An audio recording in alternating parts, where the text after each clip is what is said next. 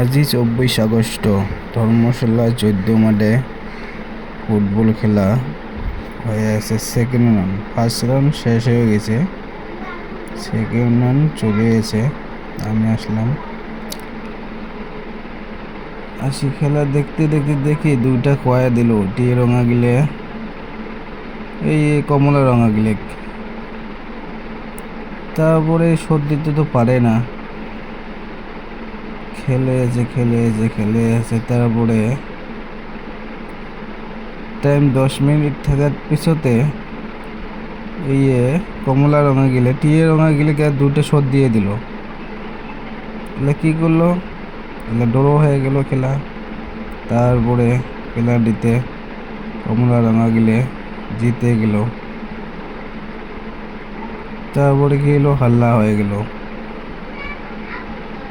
তার আগতে আমি আইছিলাম।